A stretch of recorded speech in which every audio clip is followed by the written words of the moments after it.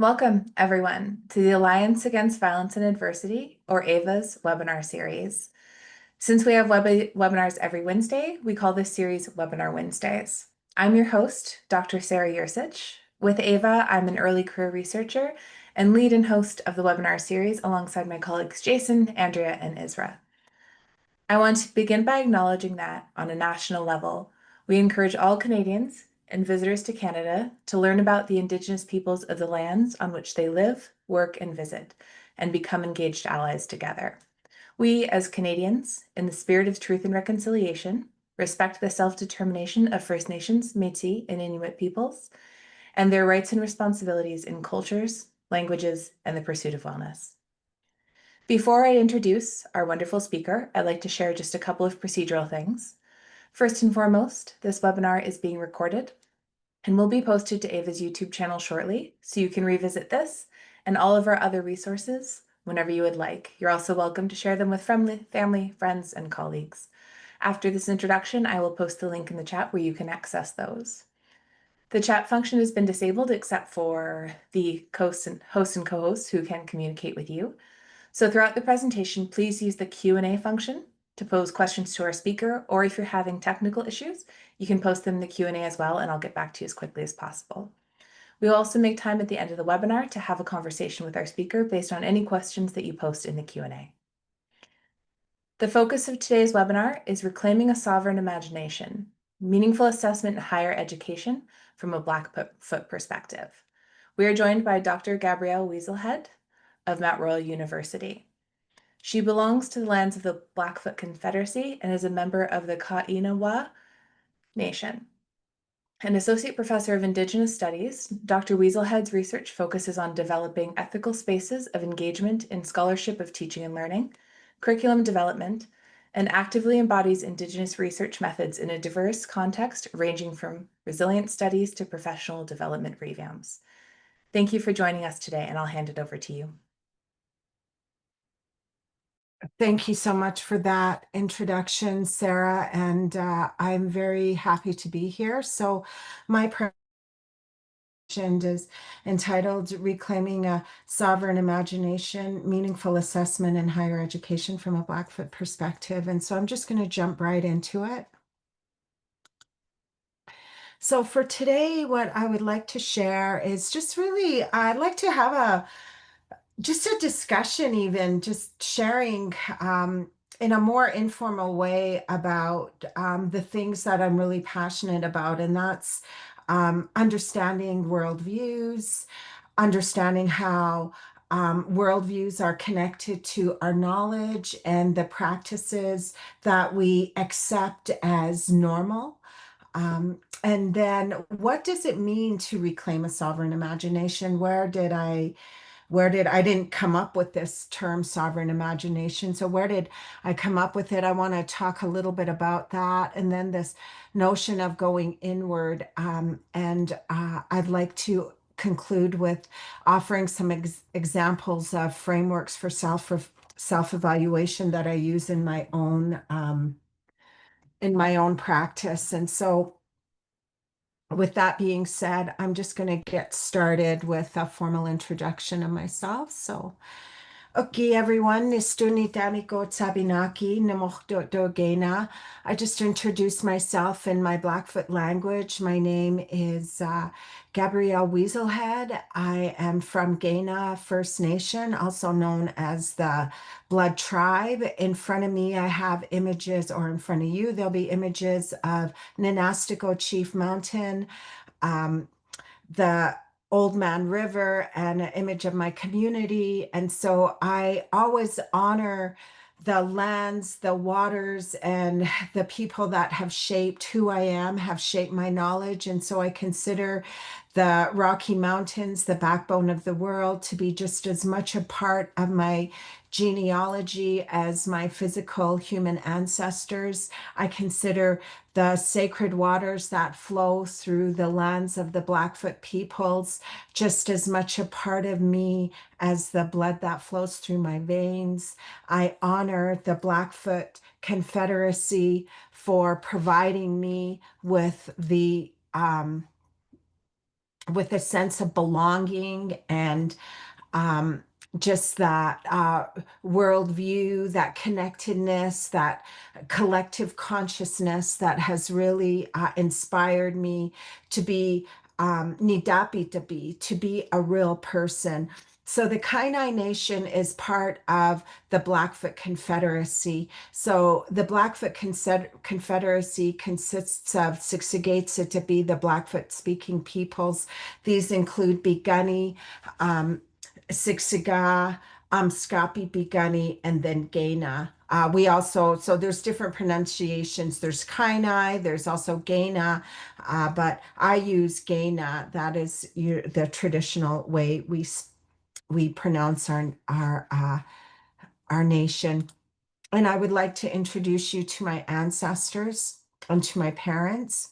So my ancestors here include my great grandparents and my grandparents. And my parents are pictured in the center top of your screen. And so my parents are Eagle Ribs, an American Horsewoman, or Peter and Wanda Weasel Head. The image to the right there are my maternal great grandparents, Mike and Kathleen Eagle Speaker. At the bottom right are my paternal grandparents, Mukakin and Buna Weaselhead. And then the bottom, just below my parents, are my maternal grandparents, Alan and Beulah, standing alone. And then I have my other set of maternal grandparents, Henry and Louise, standing alone. And then at the top left is my old grandfather, Tsatsuki Poi, or Center Talker. He's also known as Old Man Iron. And that's my dad's grandfather, so my great grandfather. I honor my ancestors today. I ask that they join me as I share this knowledge that shapes who I am as a Blackfoot person. And it's very important for me to center the lands and the waters. And my ancestors, because for years as a Blackfoot person, I've had my identity defined for me. My history has been relegated to myth. My epistemology and ontologies have been seen as primitive. My spirituality has been looked upon as superstition. My technologies have been categorized as Stone Age, and the stories of my people are now considered legends. So it's really incredibly important for me to assert my identity, my relationship to the land, because we've had these things defined for us. And so I move on to this slide, and you'll see two quotations here. These slides are, or this slide in particular, speaks about knowledge. And as Indigenous people, especially for Indigenous scholars, we're very concerned with advancing an understanding of not only what we know, but how we come to this knowledge. Um, and we're concerned with advancing this because it's at the system of thought that Indigenous people have been most misunderstood, And since settlers have been coming onto these lands, we've been trying to convince the political and social systems of thought that culture matters. How we experience our culture matters, how others perceive our culture matters, and whether others care about our culture, that matters too.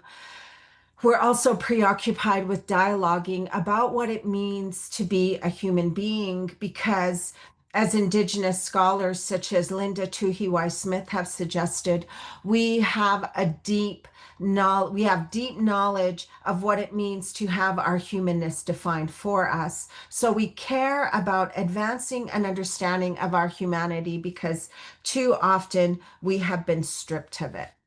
So I want to talk a little bit about my work. And my work, first and foremost, is really about clarity and finding clarity in a world where, for me, as a Blackfoot person growing up in Canada and growing up on the largest Indian reserve in Canada, there was a lot of things that didn't make sense to me. it didn't make sense to me that I grew up on an Indian reserve. I used to wonder, why am I on a reserve? Like, don't they place, wild African animals on reserves? And I was thinking about that when I was a kid. Why do we have these African reserves and on all of these nature documentaries that I watch, and then yet here I am, I'm living on a reserve too. So what message did that send me as a child growing up? And also thinking about the my schooling experience. And even though I grew up on the largest Indian reserve in Canada and I went to school there, we were still learning provincial curriculum, the same provincial curriculum that every other child in Alberta was learning. And so the social studies textbooks, they had this narrative of Native people as, we were just these wandering, Stone Age primitive people that were just waiting for settlers to come and save us. And as soon as they got here, we just kind of lied there and gave away all our land and say, here you are the more advanced culture. Here's all our land. And I mean, it didn't make any sense to me whatsoever. I felt like I was basically part of the local wildlife. And so my work is really about clarity. It is. It's about, well, I need to be clear on why we accept the things that we accept in today's society. Why is everybody okay that Indigenous people, First Nations people are relegated to Indian reserves? Why is it okay that stereotypes abound and we accept these stereotypes? So it really is about that. And then looking for parallels. And this is something that was introduced to me by Elder Dr. Reggie Croshu from the Begunning Nation. And he talks a lot about parallels and how for every settler system, every Western system, whether that's an economic system or a social system, education system, for Blackfoot people and other Indigenous people, we have a parallel system.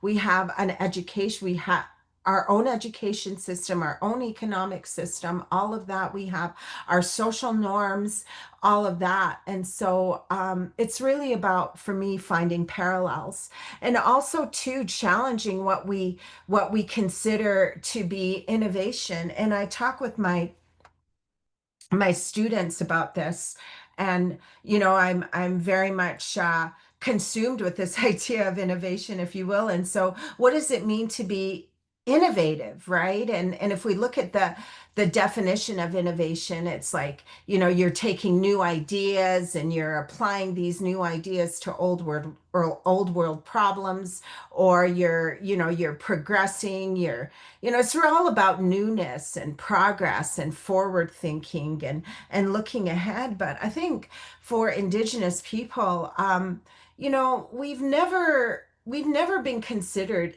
innovative and I often wonder why. For even though we were able to sustain our way of life for thousands and thousands of years, and maintain a balance, and as much as we were able to, this equilibrium amongst all of our relatives, human and non-human alike, we needed to be innovative. We needed to be responsive to the changing contexts of our environment, the changing nature of our relationships. And we needed to ensure that we were maintaining balance and that we would continue as Blackfoot people. And so innovation is not just simply about new and better. It's really about being responsive to the changing nature of our environment. It's being responsive to the constant flux. So for Indigenous people, that innovation lies in the creative expressions of cultural continuity that are embodied through song, through storytelling, through dance. And this transcends Western notions of newness. So, really following the pathways of ancestral knowledge resists notions of Eurocentric progress, which is really based in economic expansion and resource extraction. And so, really, my work is really around what does it mean to be innovative and exploring that and looking at the process of things rather than the outcomes. And so, the process itself are going to I would say really define our outcomes at the end of the day. So it's not just process for the sake of process, but it's really process that drives us toward a set of desired outcomes. And then responsibility is connected to my ethics as a Blackfoot person. So our lifeways revolve around our responsibilities as Blackfoot people. So we're responsible to construct our lifeways um, to to honor and be accountable to our relational alliances. So we exist because of our relationships. And so what I do in my work is really guided by these by these concepts, and I would say this work has led me to explore many different many different research areas, whether that's in child intervention, parenting capacity assessment reform and child intervention. Um, how do we infuse Indigenous ways of knowing into business methodologies such as needs assessment, SWOT analysis, things like that? So I'm really excited about sharing some of my work with you today. And so, what are the intentions of my talk this afternoon? And I think it's really about nourishing and deepening relationships. And so, deepening our relationship to knowledge, having us take a step back and ask ourselves, what is my relationship to my own knowledge? How does my culture and my experiences shape um, how I come to knowledge? Is knowledge something that I can buy? Is knowledge something that can be patented? Is knowledge something that we hold collectively, or does it start as an individual germination? So, um, this little framework here that I have of connecting, creating, moving, and reflecting, I this came out of Blackfoot resilience research project that I had um, that I was involved in, that I was leading a few years ago. And so I think in terms of connecting and connection really speaks to the holistic importance of our relationships. So to be connected to the land, to be connected to our relations and to self is to really push back against the violence of disconnection and calls into the present, into our consciousness, the healing power of relationships to elevate what's already here and what's to come. And creativity, so creating is about connecting to our gifts, and we all have gifts. Like every single one of us has a gift, and I think it's our responsibility to figure out what that gift is. And once we figure out what that gift is, are we going to accept it? Are we going to use that gift and reciprocate back to our relations? And then movement.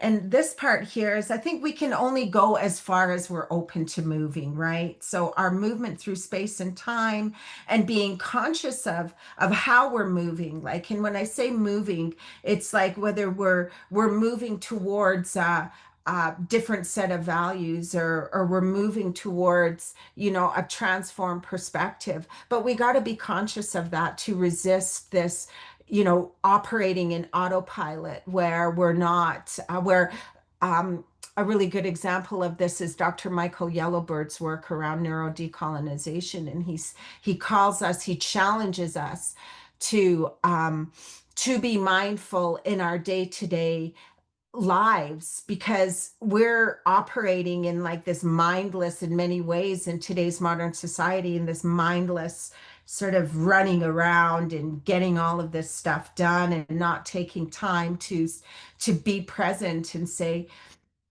what is happening uh, with me right now? What emotions am I feeling? And how do I sit with myself in transformative ways to reflect? And reflection is really the pathway towards this embodied self knowledge and gaining an understanding that we are our biggest teacher's self. Reflection is about making positive meaning from our life experiences so we can identify reference points for transformative growth.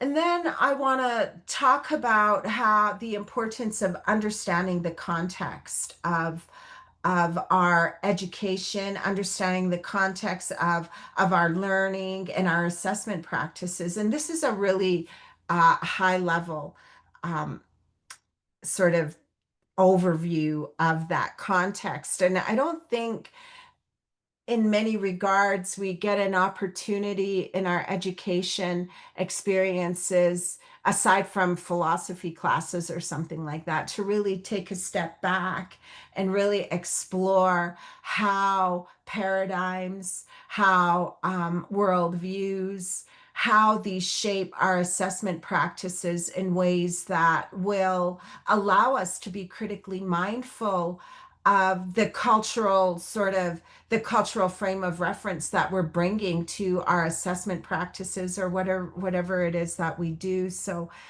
I want to talk a little bit about that. So I am going to, I have a couple of slides here, but I have this one slide, but I don't think I'm going to talk about this one too much. This is really about the research practices. Uh, and I think I want to skip over this a little bit, and I don't have that much time, so I want to be strategic in what I'm sharing with you. And I want to come to this slide because this slide is about emotions. And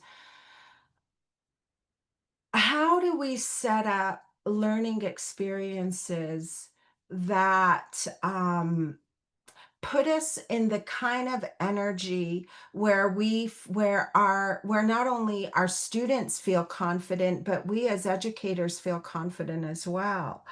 Because assessment and the types of assessment that we use um, can have a huge impact on students' emotions. Assessment can incite fear. Assessment can even bring us to guilty feelings for not being prepared enough. Oh, I feel guilty because I'm not a good student. I feel angry because I can't get, I can't understand this. And then if we bring in the whole academic integrity piece, when a student is confronted with a high stakes assessment and they don't know what to do, and then they might turn to AI, or they might turn to practices that are going to really compromise their academic integrity. So when that happens, then there's shame. Shame starts, that students will start feeling this shame. So I think we really need to understand that emotions play a part in our learning. And if we're in a fear response or a stress response, it's going to be very difficult for us to access the smartest part of our brains, and that neocortex to be able to retrieve information, to be able to think critically, to be able to think abstractly when we're just sitting there and we're just stressed out over this test that's in front of us, and we're upset, we're driven by fear. So I think this is a really important thing to keep in mind when you're designing assessments, or even when as a student when you are confronted with an assignment or a test, what do you do to sort of get you into that calm space? And so one way is to set up assessments where students have, where there's before tests are given, there is a 5 minute pause where you're doing a breathing activity with students for 5 minutes, even where they can sort of connect with their breath. They can focus on their breath. So they're focusing on something rather than just launching right into the test or something. And so I think it's really important to talk about emotions when we are talking about student assessment. And then as I jump into our next set of slides, I want to be very clear and transparent about why I am talking about worldviews and why it's really important that I elevate Indigenous knowledges and Indigenous perspectives, Indigenous worldviews.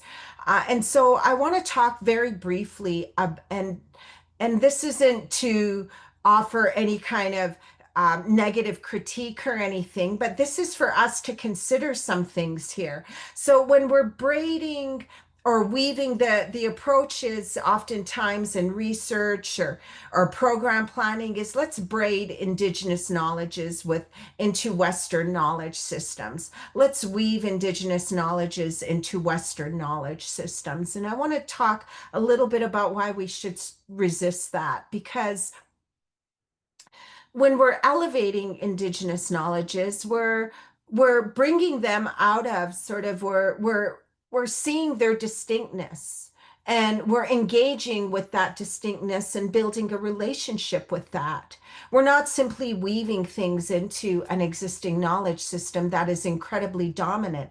So let's think for a minute about what it means to braid or to weave. So in order to braid or weave and have a cohesive tapestry, we need to have uh oops we need to have sorry about that, we need to have like threads or these materials, these threads, they need to be of equal width and of equal length in order to create this uniform tapestry or a uniform braid. But if we think about the dominance of the Western knowledge system, it's like this thick braid of rope here that's pictured at the top right. And for Indigenous knowledges, they're incredibly resilient, incredibly um, strong, but they're, in terms of their dominance, they're almost invisible, and so this is a spider web here. This is an image of a spider, or of a thin spider web strand.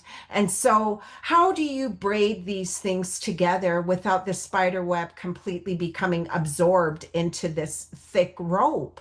It's not going to happen. So my point is, inevitably Indigenous knowledges will be absorbed into the dominating Western knowledge system. So this is how I think about things when I'm doing my research, when I'm doing my teaching, when I'm doing my work.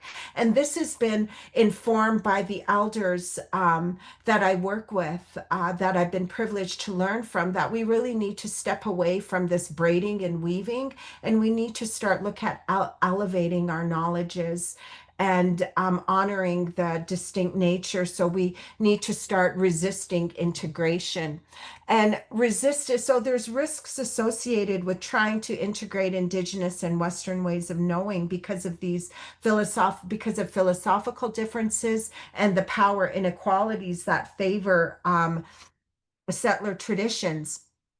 So I'll just go over some of those risks here. So we weaken Indigenous traditions by generalizing and taking them out of context. And so that's why, in many ways, we have people talking about, say, the 7 grandfather teachings of Anishinaabe knowledge system, and they're talking about implementing that in Blackfoot territory, or people thinking that there is one medicine wheel template that could be applied to all indigenous realities, something like that. So it's really, we're weakening those traditions by taking this pan-indigenous approach. And oftentimes that's what ends up happening, is this pan-indigenous approach, and then denying differences in order to find commonality. Again, that pan-indigeneity, where, even though indigenous nations, we all, like, we have fundamental values that we can agree on, but we also are very distinct in our practices as well. So, and then assimilating indigenous knowledge in such a way that it becomes invisible. I mean, this is what I was talking about in my former slide, and trying to visualize that. And I'm not a graphics artist, so I hope my slides or my images are helpful to explain what's going on in my brain. And so now here's another slide that I hope will explain what's going on. So this here is this is an image that I created when I was doing a research project for a real estate company. And so they were asking what you know how can indigenous research methodologies be used in to determine why there are not very many indigenous people working in commercial real estate. And I mean, while the answer might seem obvious, but I think we need to really look at it from the lens of worldviews and the context of our reality. And for indigenous people, like, what is the indigenous context of our reality? What do we relate to, and what are our responsibilities? And so really, for us, I mean, we see ourselves in the context of all of our relationships. We're a reflection of the universe, and we're a reflection of the lands and the waters. And we know that if our lands and our waters are healthy, and then we'll be healthy, because we belong to the lands and the waters. It's not the other way around. So this image shows how the context of indigenous philosophies, our ontology, our epistemology, and our axiology, how these are really our reality. Our worldview is governed by natural law and the universal forces of constant flux. So an indigenous paradigm is relational, and it consists of distinct philosophical assumptions around the nature of reality, the nature and purpose of knowledge, and this will in turn shape our ethics. And so indigenous scholars such as Leroy Littlebear and Gregory Kahady outline how an indigenous worldview, an indigenous reality, is entrenched within this relational worldview that's in a state of constant flux. There's always changes that are happening. And constant flux has at its core the assumption that human beings are engaged in this dance with the universal forces of cause and effect, which can be visualized as energy in motion. So in this image here, the spider web represents this relational worldview, and the spider in the bottom right corner is the principle of constant flux, which will reverberate when the spider goes on the spider web. It will reverberate throughout this web of relational alliances. And so when we look at reality in this way, we can see how individual and collective human actions reverberate throughout time and space, which has an impact on our relationships. So our actions matter, both positive and negative, and these are of a significant consequence. So, within this relational worldview, individual ethical conduct is forged in the connection between mind and spirit. And this connection dictates the outcomes of our behavior. So, the notion that our thoughts have power is well known in an indigenous system. And embodiments of long time lifeways, like our languages, our stories, our ceremonies, our protocols, and our practices, give structure to indigenous cultures.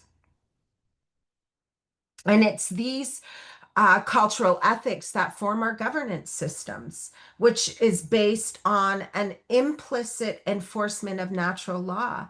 So, traditional indigenous thinkers still operate their ways in accordance with the constant flux of existence and understand that there's always a consequence for our actions. So, members of traditional indigenous society, we learned to police ourselves as opposed to being policed by an external force that's put in place to maintain social control. And this is how the Western system is structured today. So, despite this ubiquitous context of the indigenous lifeways, or the indigenous reality, there's relatively little that is known about the indigenous paradigm on the part of Western or Eurocentric systems. So, this visual image demonstrates that the Western system exists within and is also governed by natural law, but it's limited itself to philosophical assumptions that are governed by man made law, which hold contrasting beliefs about the nature of reality, the purpose of knowledge, and the ethical principles that ought to govern human behavior. Um, Bastine states that, in contrast to First Nations, Eurocentric philosophies are more linear than holistic, hierarchical and specialized rather than generalized, more materialistic and self interested than sharing, less concerned about relationships and kindness than competitiveness, more aggressive than respectful, and more focused on external sources of control and authority than on the development of internal controls. So, even though we can clearly see how the Western system is governed by natural law, it's bounded by the limitations created by its own cultural paradigm, which is being rapidly globalized. So, human centric controlling forces delineate human behavior, and external social control mechanisms collectively that are collectively validated and operationalized through man-made legislations will mete out consequences for those who transgress Western social order. So the interplay between scientific knowledge, imperialism, theoretical truths, and political ideologies collide to sustain global market economies that give rise to business models and approaches that are more concerned with the outcomes of material gain as opposed to the destructive processes of resource extraction, both human and environmental, that demarcate um, capitalist agendas. So I think in the context of assessment, and I want to always just kind of bring it back to assessment is, like if we're developing external social control mechanisms through our academic integrity processes at the institution that are really based in punishment and all of that. And that's what we're focusing on. How can we control AI, or how can we control students so they don't cheat or whatever, instead of building students' confidence up in their own knowledge and saying, you know what, you can do this. And how do we shift that external control to really start nourishing and fostering internal mechanisms for control and ethical conduct with knowledge? So it's how are our students conducting themselves with their own knowledge? Are they being ethical in that way? So I'm going to skip over this slide a little bit, just because I want to move on and I want to talk about a paradigm. So a paradigm, and for those in philosophy, this will be really look very familiar, I'm sure. So a paradigm is just a frame of reference that forms a society's way of thinking, belief, values, customs, and behaviors. A cultural paradigm is a precedent setting model of a group of people's um, way of life. So these paradigms will help govern how people relate to themselves and those around them. So a paradigm, the way I'm using it is really it's a way of life. We might think about in that way, and some of the values that drive that way of life. So I'm going to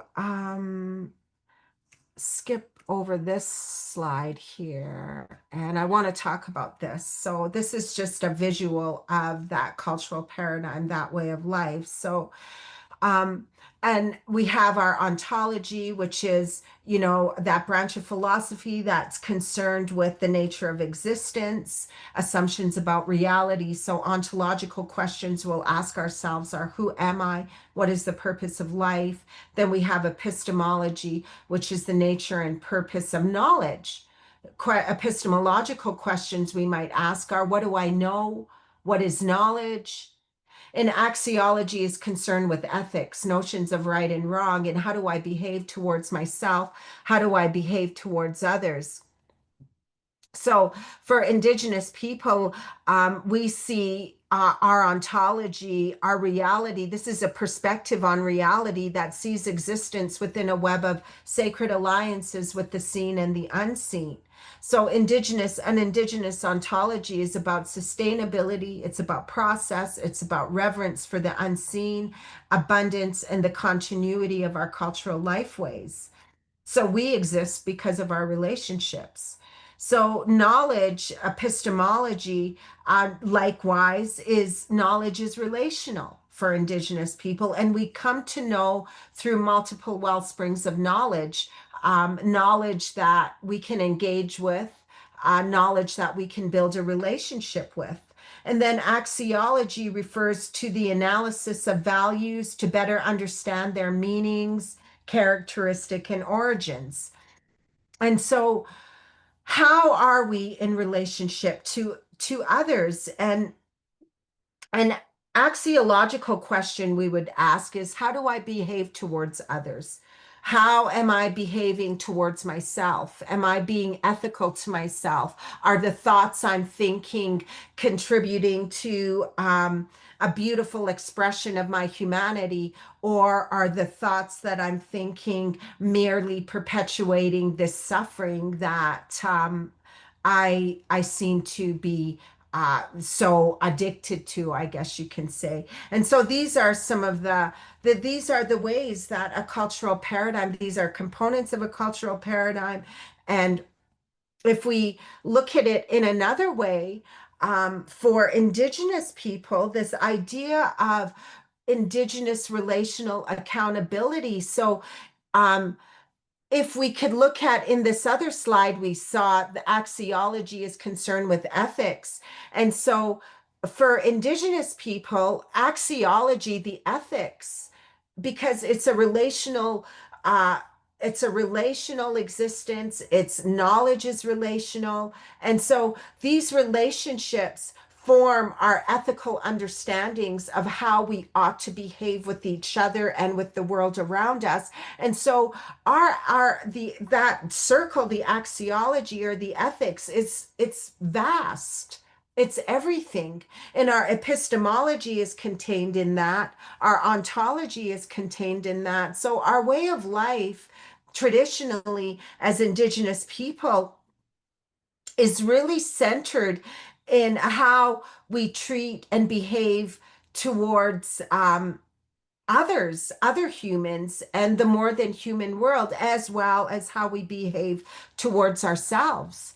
And so, all of my relations as a way of life, this is reflected, our ontology is reflected in our creation stories. Our epistemology is reflected in our ceremonies, in our education, how we raise our children, our knowledge systems, and the ethics are reflected in protocols, cultural values, and principles. And so I have this image of at the very bottom, this is Crowfoot at the signing of the treaty or the negotiations of Treaty 7. And treaties are ethical agreements that delineate how we should treat each other and how we should act towards each other. And then here I have the Ojibwe hierarchy of creation.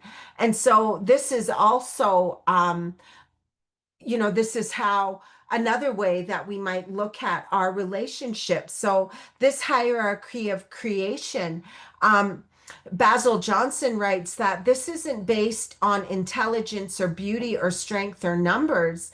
Instead, it's based on dependencies. So, it places Mother Earth and her lifeblood, the waters, in first place. For without her, there would be no plants, animal, or human life. The plant world stands second, for without it, there would be no animal or human life. And the animal is third. The animal nations are third. And then, last and clearly least important within this unique hierarchy, come human beings, because nothing depends on us. Nothing depends on us for their survival. So because human beings are the most dependent of all, it is we who owe the greatest duty of respect and care for the other three orders, because without them we'd perish.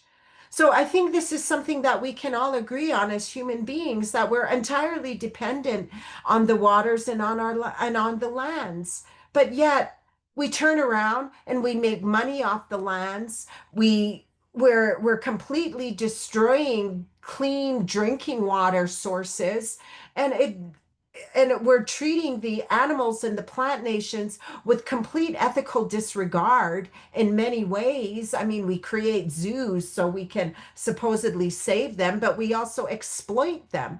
I mean, there's all of these things that I think we can agree on, but yet are we mindful of this on the day to day?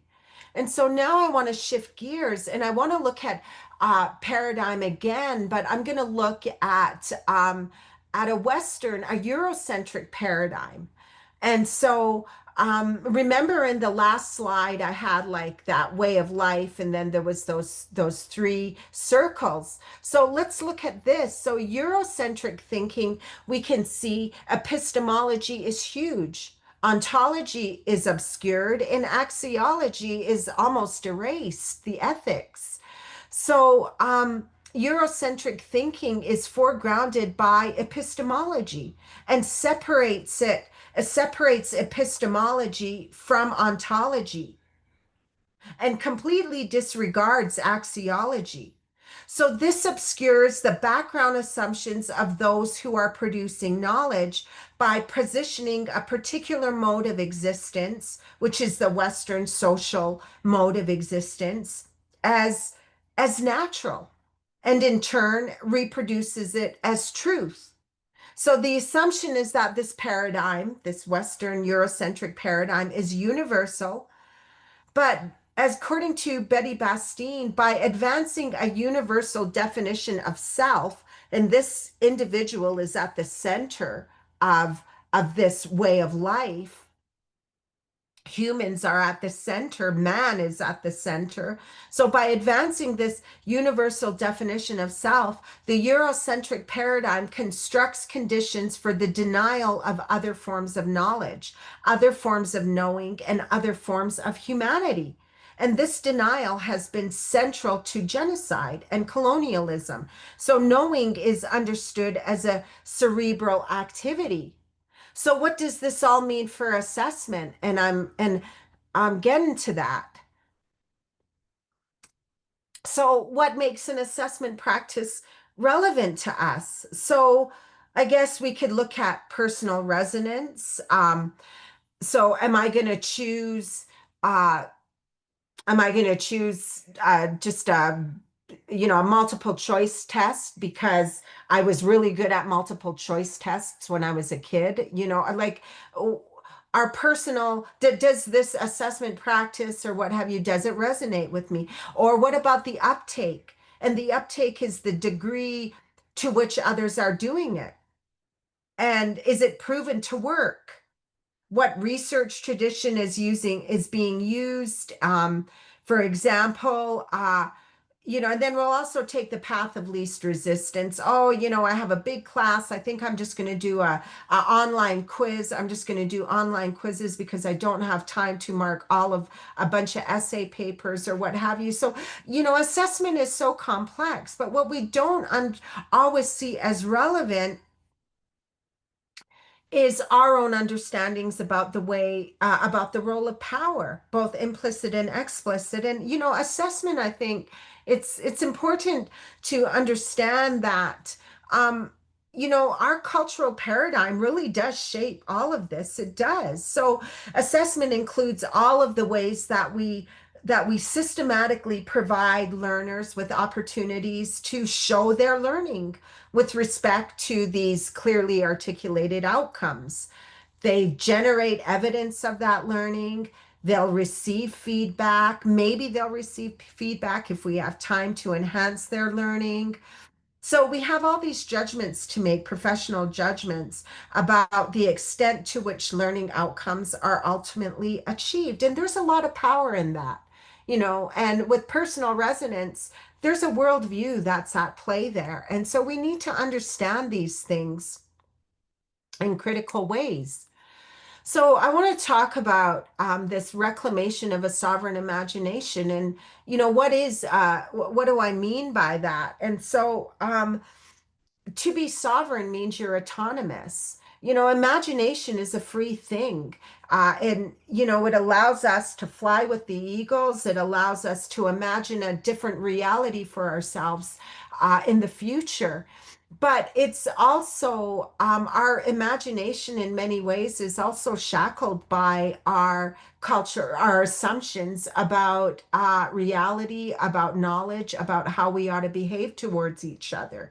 So for Indigenous people, it's really this idea of going inward. And Ermine says that our languages and our ceremonies suggest inwardness, and that it's this inwardness where real power lies. It's this space within the individual, our self-knowledge that has, as according to Willie Ermine, has become the last great frontier and the most challenging.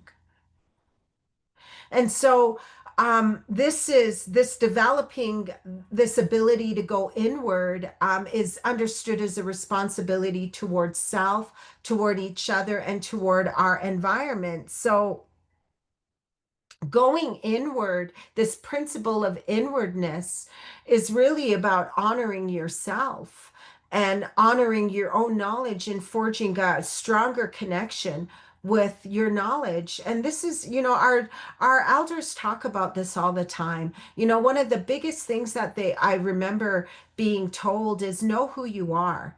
And this is something that how are we giving our learners an opportunity to do that? And I think for myself and my practice, my teaching, self-assessment is, I think, is one of the most effective ways for learners to show what they know is through that process of self-reflection, guided self-reflection. And so this principle of going inward is really accessing this transcendent universe through self-connection.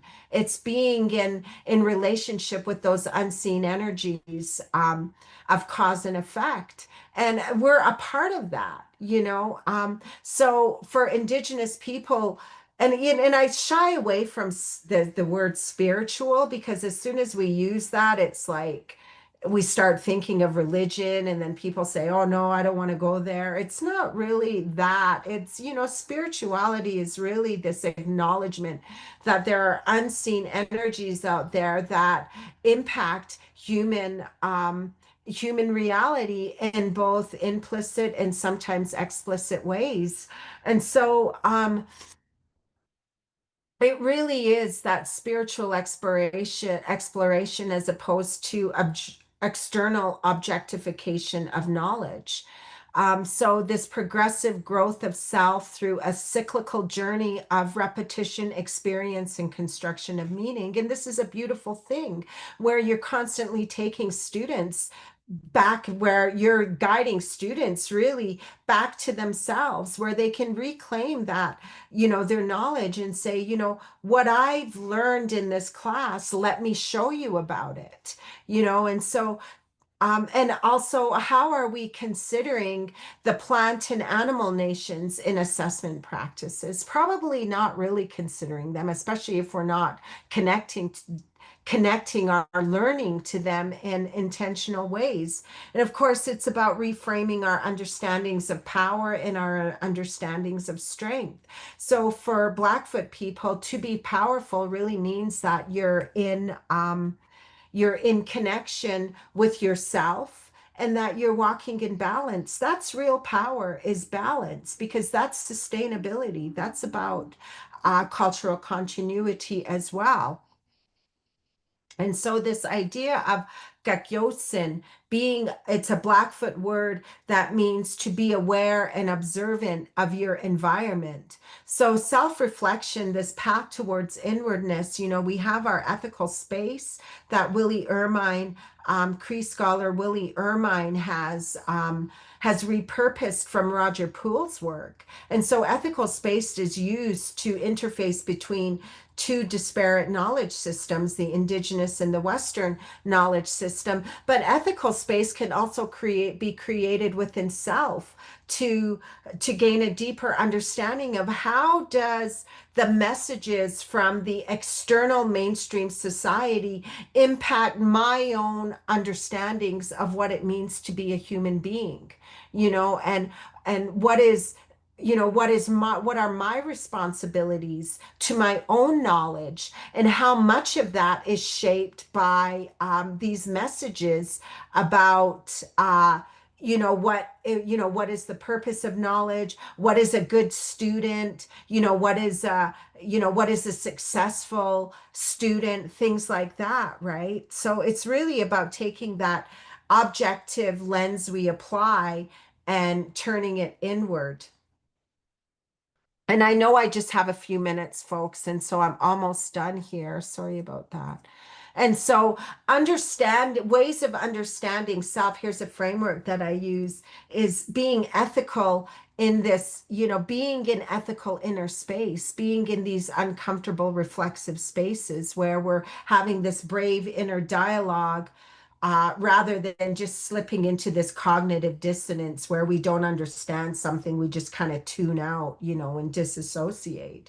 Where instead of looking externally for answers, we really start questioning ourselves. What keeps me from challenging myself? Am I unwilling to engage with my own thinking in honest and critical ways? So we start asking ourselves these kind of things. So then we start owning our intentions and owning our impact rather than apologizing for how someone feels, for example. We start interrogating our personal assumptions, just as I had talked about earlier. What are my assumptions about success in academia, things like that? What pain have I taken on?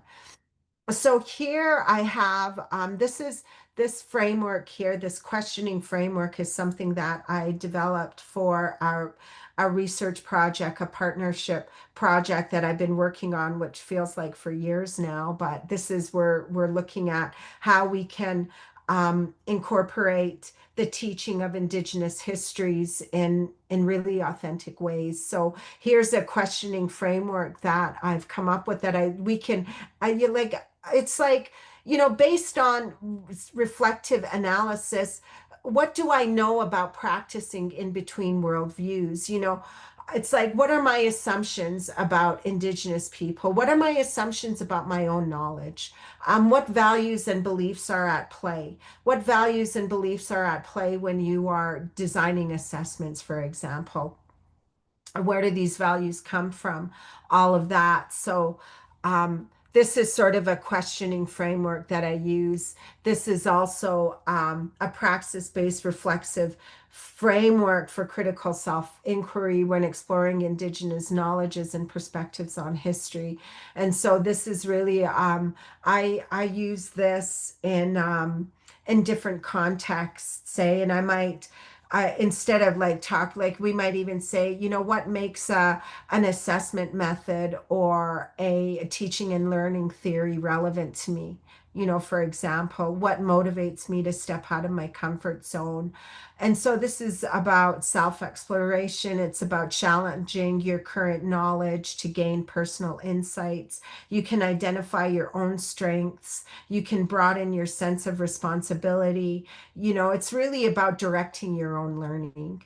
And I think self-assessment is a powerful way to do that. And so I'm just at 1 o'clock now, so I'm gonna stop there and thank you for hearing me out in this brief time. And I know I talked high level and I talked about a lot of things. So I'm just, if anybody has any questions for me or comments or anything that resonated, I would sure be happy to take any questions if anybody has any. But thank you.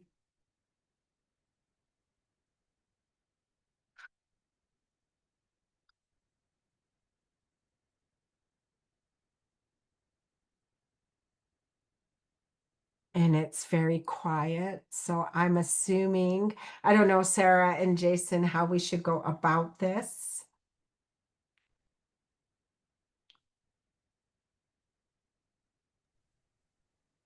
I'd like to thank everyone for attending the webinar. I'm just posting a link to complete the feedback survey in the chat, and then I will take a look to see regarding questions.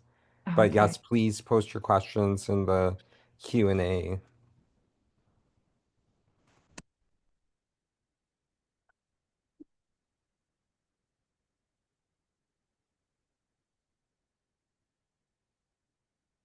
Excellent. Sarah, are you there? I apologize, everyone, that Sarah had indicated that there might be spotty internet from where she is because of storms. She's in BC.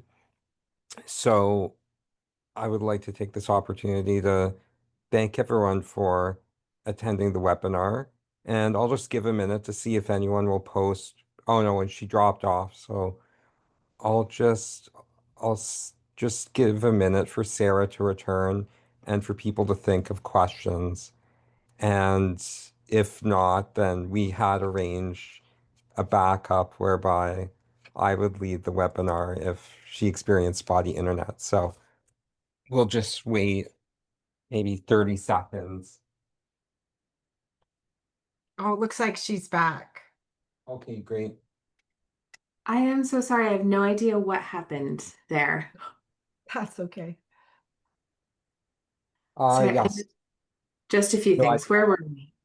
I was just telling everyone that you might have spotty internet because of the storms where you are. So I was getting ready to lead the webinar, but given that you're back, we just completed the presentation and now we're awaiting questions if there are any, or if you have a question, Sarah. Thank you so much, Jason. Well, I do want to leave a little bit of time for the attendees to ask questions, and I want to thank you so much, Dr. Weaselhead, for everything you shared. It's always so enlightening. I had a question that kind of came up for me, and there's a bit of context. One of Mhm. my honor students, Christina Lennox, is from the Red River Métis, and she does a lot of work in terms of Métis ways of knowing and education. And I find that there's certainly some overlap, but also a lot of distinct things that came out in your presentation versus what she finds. And thinking about Indigenous worldviews, and specifically from a Blackfoot perspective, what are some things that educators or even administrators in a university, while we have all these talks about decolonizing or indigenizing the universities, which I know is hard in a deeply colonial institution, are there like tangible, small or big steps that people can begin to take, do you think? I think one of the things that I really advocate for is to go back. It's really this process of unlearning. Really, it's what are those assumptions that drive like what is the purpose of education, for example? What are the aims and purposes of education? And I ask my students this all the time, and in our institution, I mean, it's such a, see, that's the thing is it these systems are so like they're so driven by these capitalist agendas that it's very difficult to see anything beyond that. How do you create an authentic engagement with another way of knowing when we have all of these theories for relationship building, we have these theories for you know like awareness training, for example, these frameworks. And so it's like why are we using these frameworks? What are these frameworks? Of course, what cultural paradigm? We know what cultural paradigm they come from, these traditions. And it's really about having critical, I would say, critical dialogues, so we can come to at least some understanding that at the end of the day, our institutions they're really driven by these capitalist agendas. So how do we start moving away from that? Well, we start by dialoguing and start by saying, what doesn't cost money? Right? I mean, it's like we put a price on everything, including time and knowledge, where knowledge is commodified, time is commodified. It's like everything costs something, and so what doesn't cost anything are good feelings, emotions, and engaging in honest human to human conversations. And Sarah, you talked about the Métis, you have a colleague who is Métis, and they have, they do their different, they have their own ideas on things. And so of course there's going to be parallels because Métis are a product of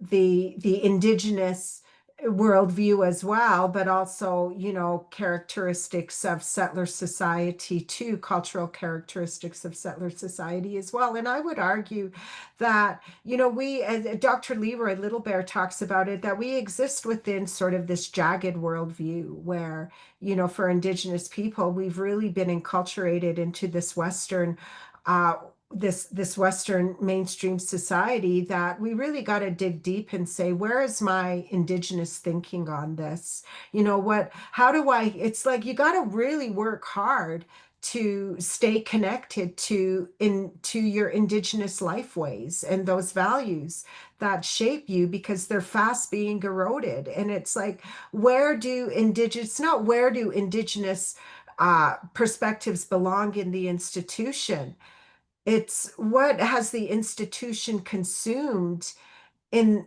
to such a degree that all other cultural realities are points to be studied.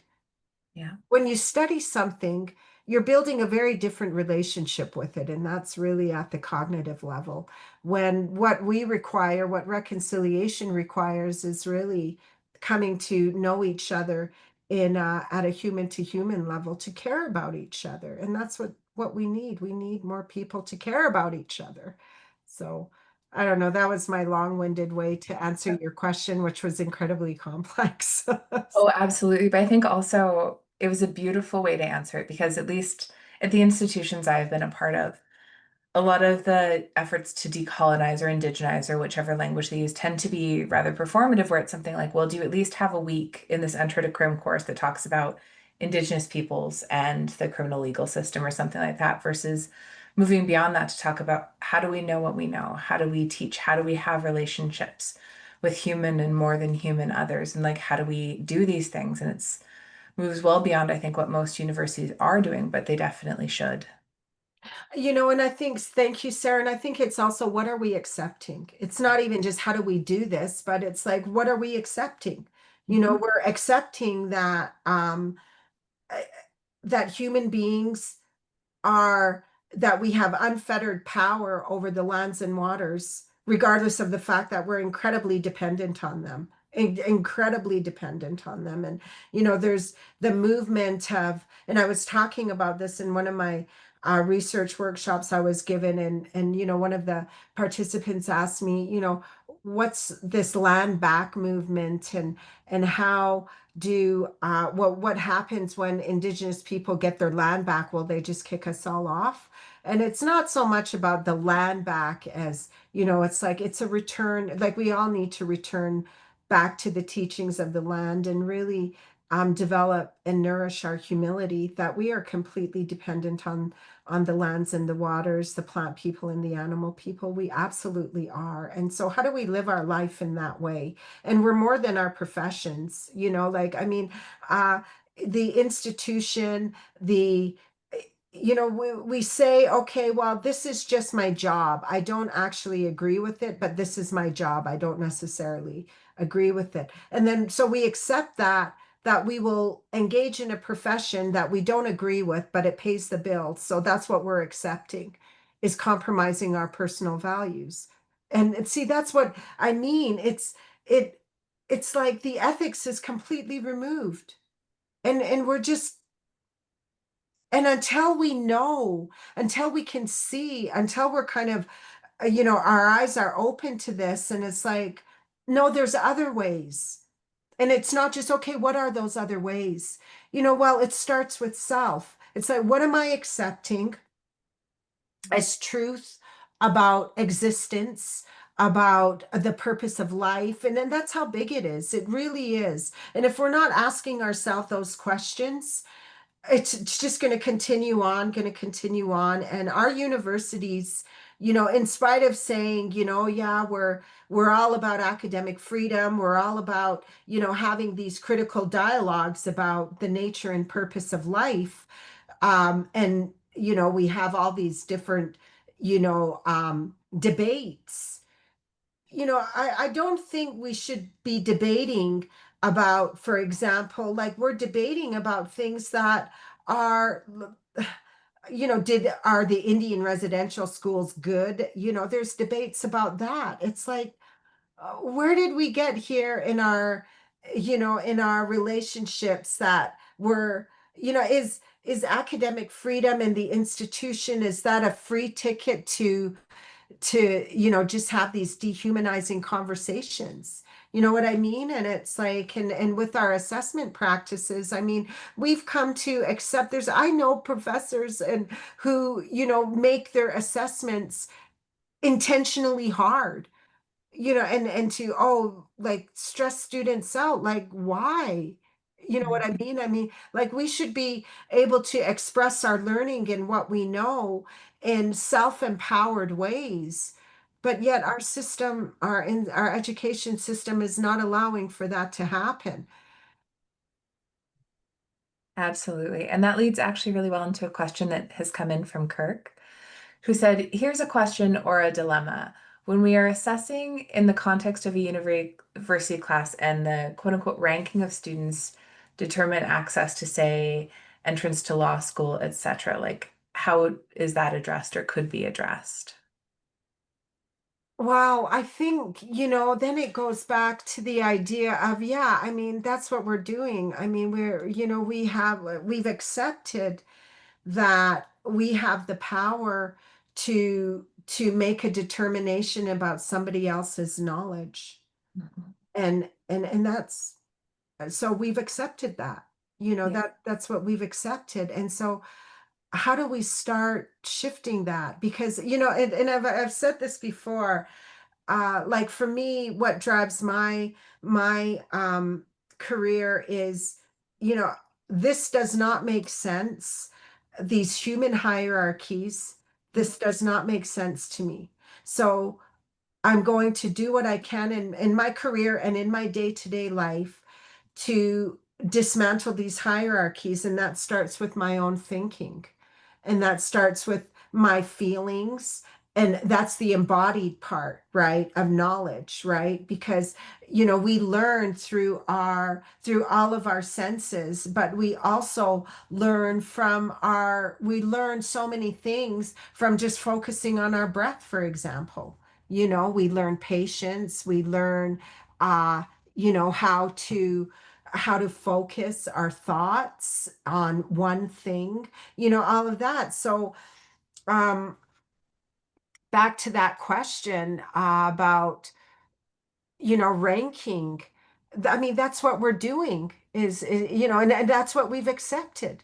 And so it really requires a shift in consciousness. It really requires a total sort of reframing of what the purpose of knowledge is. So what is the purpose of knowledge?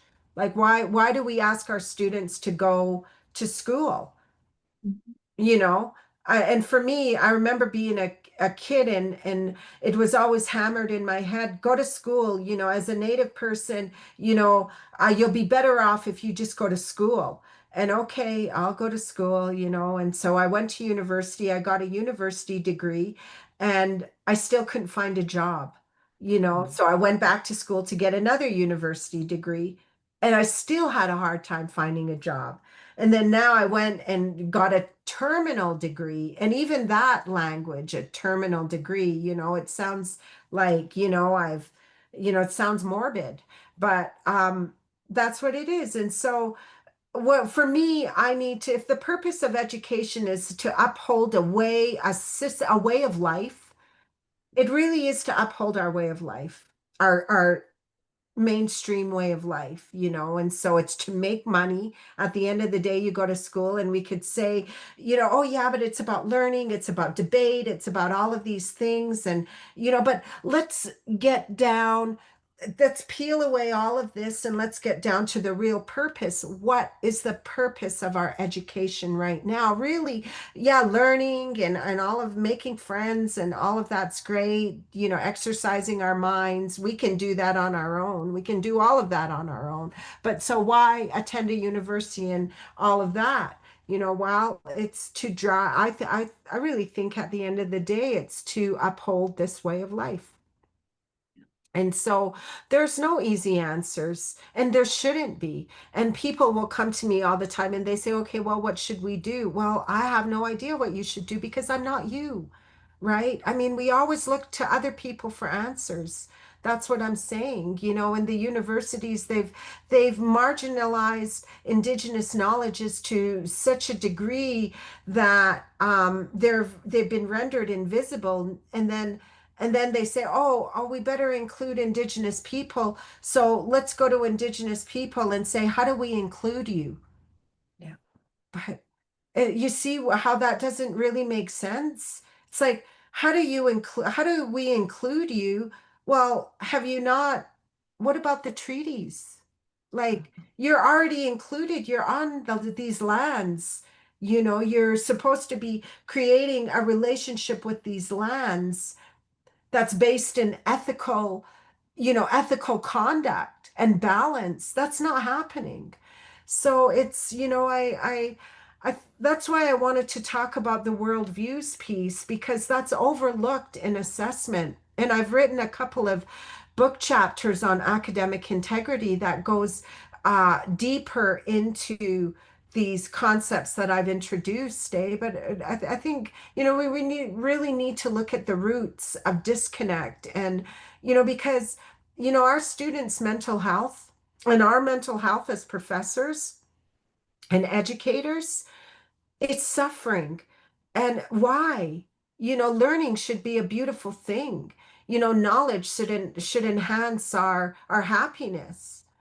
But instead, it doesn't feel that way for students or professors who have, 100 papers to mark, and never mind all the other stressors of life.